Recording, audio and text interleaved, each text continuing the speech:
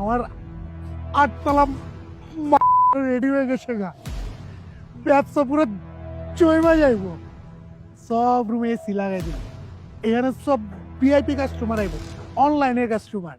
এই নাটকের পোলারা ক্যামেরা ঠিক মতো কর। এই নাটকের পো আপাস কেলা কি হয়েছে? বেশি লাগাই আলাইছ? না ভাইজান, তার সংবাদ নিয়েছি। সংবাদ? কি সংবাদ? সাগর আছে না, গালকাটা সাগর, এই সাগর বোম মরে গেছে। কি কইলি? কালকাটা সাগরে বোম হইরা গেছে? আমার এখন কি হইব? আমি ওর লেগে লক্ষ লক্ষ টাকা খরচ করছি।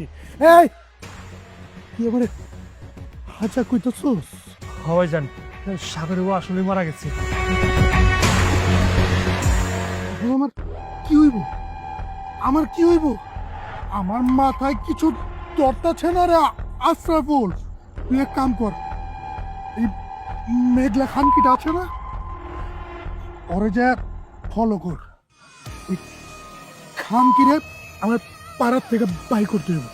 যা।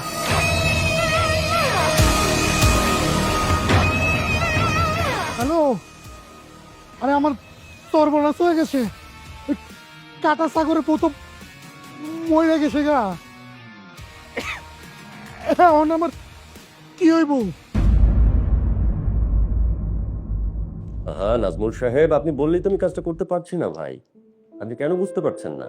হ্যাঁ, আমি জানি যে প্রজেক্টটা অনেক বড়, আমার অনেক টাকা বেনিফিট হবে, কিন্তু সবসময় বেনিফিটটাই বড় কথা না। আমার পারিবারিক কিছু কাজ আছে। এই শুনুন, আমি যদি পরে ইন্টারেস্ট ফ্রি করি, আমি আপনার সাথে কমিউনিকেট করবো, ঠিক আছে? রাখছি আমি। ওয়ালাইকুম আসসালাম। দাদু ভাই, দাদু ভাই, কি করছিলে দাদু ভাই? এই তো টিভি দেখতেছিলাম। শুধু টিভি দেখলে হবে? পড়াশোনা করতে হবে না? আমি তো পড়াশোনা করি দাদু ভাই। অনেক পড়াশোনা করতে হবে। শোনো দাদু ভাই, তুমি এখন আমার একমাত্র অবলম্বন। আমি চাই পড়াশোনা করে তুমি মানুষের মতো মানুষ হও, এই সমাজে তোমার একটা আলাদা পরিচিতি হোক, আর এটাই আমার স্বপ্ন। তুমি কোনো চিন্তা করো না দাদু ভাই, তুমি দেখবা আমি ঠিক তোমার সব স্বপ্ন পূরণ করে দেব। এখন তুমি নিশ্চিন্তে থাকো। আমি সেই ভরসাতেই বেঁচে আছি দাদু ভাই। তুমি বড় হবে, মানুষের মতো মানুষ হবে, এটাই আমার স্বপ্ন।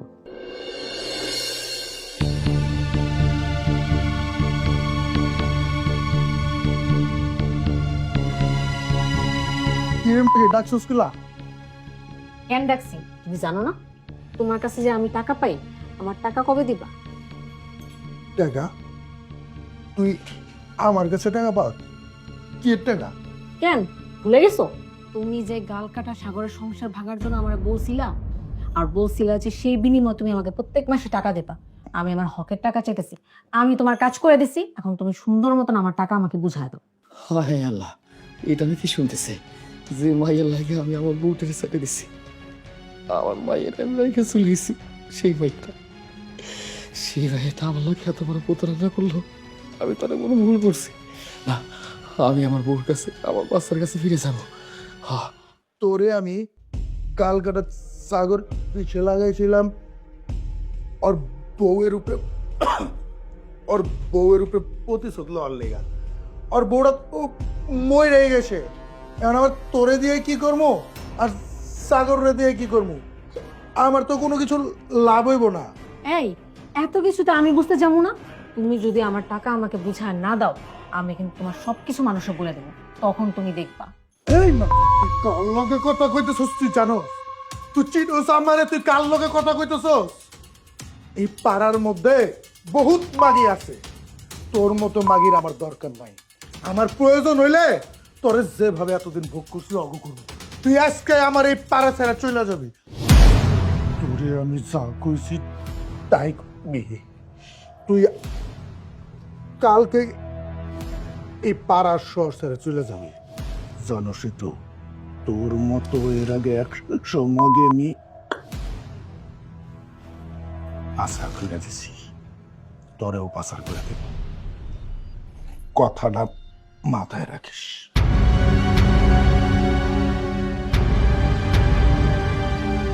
হে আল্লাহ, এরা আমি কি করলাম? নিশানো অনেক পারলে পুরা নিরীহ মানুষগুলা জীবনগুলা আমি নষ্ট করে দিলাম। দাদু ভাই দেরি হয়ে যাচ্ছে, আরে কোথায়? দাদু ভাই চলো, আমি রেডি। এত দেরি করে কেউ? আজকে না প্রথম পরীক্ষায় দেরি করলে সমস্যা হবে। আসলে হয়েছে কি দাদু ভাই, ফার্স্ট এক্সাম তো, তাই অ্যাডমিট কার্ড দেন কাগজ এগুলো রেডি করতে করতে দেরি হয়ে গেছিল। দাদু ভাই, তুমি জানো আমার স্বপ্নটা কি? আমি চাই তুমি সমাজে একটা প্রতিষ্ঠিত মানুষ হয়ে দাঁড়াও। তোমার যেন কখনোই মনে না হয় যে তোমার দাদু তোমার উপর দয়া করেছে। যখন তুমি পড়াশোনা করে মানুষের মতো মানুষ হয়ে সমাজে প্রতিষ্ঠিত হতে পারবা, তখন তোমার মনের জড়িয়ে আলাদা হয়ে যাবে। আমারও ভালো লাগবে যে না, আমার দাদু ভাই নিজ যোগ্যতায় সমাজের একজন প্রতিষ্ঠিত মানুষ। দাদু ভাই তুমি আমার জন্য দোয়া করো। আরে পাগলি মেয়ে। দিদি ভাই, আমি সব সময় তোর জন্য দোয়া করি। চল, এখন দেরি হয়ে যাচ্ছে, চল। চলো। আমি কেন এত বড় ভুলটা করলাম? আমি যদি আগে থেকে জানতাম এই ভুলটা কেন করলাম আমি? এ সাগর ভাই, এ কই আপনি তো দেখাই জানা, আপনি এই কয়দিন কই ছিলেন? আক্কা কইতে উঠলেন কোন দিক? ভাই রে, আমার জীবনটা একবারে ধ্বংস হয়ে গেছে। ওই আশরাফুলের বুদ্ধি শুইরা আমি একটা পতিতার লগে সম্পর্কে জড়াইছিলাম। আমি বুঝি নাই, আমি যদি আগে থেকে বুঝতাম আমার জীবনটা এইভাবে ধ্বংস হয়ে যাইব, তাহলে আমি কখনো আমার বউটার লগে খারাপ আচরণ করতাম না, আমি আমার ভাইয়াটার লগে খারাপ আচরণ করতাম না। ওই আশরাফুল আর চৌধুরী মিলা আমার জীবনটা তছনছ কইরা দিল রে ভাই। এতদিন মানুষ আমারে কইতো, মানুষের জীবন যদি ধ্বংস করতে চাও তাহলে তার দুইটা জিনিস দাও, একটা হইতেছে নেশা আর একটা হইতেছে মাইয়া। আমার জীবনটা যেভাবে ধ্বংস করবো এই দুইটা মানুষ আমি জানতাম না রে ভাই। আমি এখন কথা শুই না, আমি একটা পতিতার লাগে সম্পর্কে জড়াইছিলাম। আমি কি মানুষ? আমি তো মানুষ না। আমি আগে থেকে নেশা পানি করতাম, এটা সত্যি কথা, কিন্তু আমি কোনো মায়ের লগে কোনো সম্পর্কে ছিলাম না। কিন্তু এই আশরাফুলের বুদ্ধি শুই না, আমি একটা পতিতার লগে সম্পর্কে জড়াইছিলাম। কিন্তু আমি বুঝি নাই এরা আমার জীবনটা ধ্বংস করতে চাইছিল। এখন বুঝতে পারছি, আর বোঝার পরে আমি আর কোনো কিছু না ভাইবা আমি আমার ভাইয়ের লগে খারাপ আচরণ করছিলাম, আমার বউটার লগে খারাপ আচরণ করছিলাম। তাই তো আমি আমার বাড়িতে যাইতেছি। বাড়িতে যেতেছেন মানে? মানে বাড়িতে যে আপনি কি করবেন? আপনার বউ বাচ্চা কেউ আছে? আপনার বউ তো মরে গেছে 15-20 দিন হইলো। কি কি করলি তুই? আমার বউ মরে গেছে? না না না, আমি বিশ্বাস করি না, আমার বউ মরতে পারে না, আমার মাইয়াটা কই? আপনার কি মনে হয় যে আমি আপনার সাথে মজা করতেছি? আরে আপনার বউ মারা গেছে 15-20 দিন হইলো, তারপর আপনার মায়ের ওই এক কোটিপতি সাহেব হ্যাঁ লয়ে গেছে, মানে হ্যাঁ মনে হয় লালন পালন করবো। না না না কালু, তুই আমার লাগে মিছা কথা কইতেছস। আমার বউটা মরে নাই, আমার মাইয়া কোথাও যায় নাই। না, আমি বিশ্বাস করি না, আমি আমার বাড়িতে যাবো, আমি বিশ্বাস করি না। দাদু ভাই, লন্ডনের পড়াশোনা তো শেষ করে দেশে ফিরে আসলা, এখন চিন্তা ভাবনা কি? বিয়ে করবে নাকি অন্য কোনো পরিকল্পনা আছে? অবশ্য মাশাআল্লাহ চেহারা তো হয়েছে মায়ের মতো। আমাকে তোমার জন্য পাত্র খুঁজতে বেশি সময় নিতে হবে না। না দাদু ভাই, আমি আসলে এখন বিয়ে করতে চাই না। তুমি তো জানোই আমি এত কষ্ট করে পড়াশোনা করলাম, আর এখন যদি আমি বিয়ে করে অন্যের ঘরে চলে যাই তাহলে তো এই পড়াশোনার কোনো মূল্যই থাকলো না। আর এছাড়াও দাদু ভাই, আমি নিজের পায়ে দাঁড়াতে চাই, নিজে ভালো কিছু করতে চাই। নিজেই যদি কিছু করতে চাও তাহলে তো কোনো সমস্যাই নেই। তুমি কাল থেকে আমার কোম্পানিতে বসতে পারো। এই পুরো কোম্পানিটা নিয়ে আমি বড়ই পেরেশানিতে আছি। এই বয়সে আমার আর এসব করতে ইচ্ছে করে না।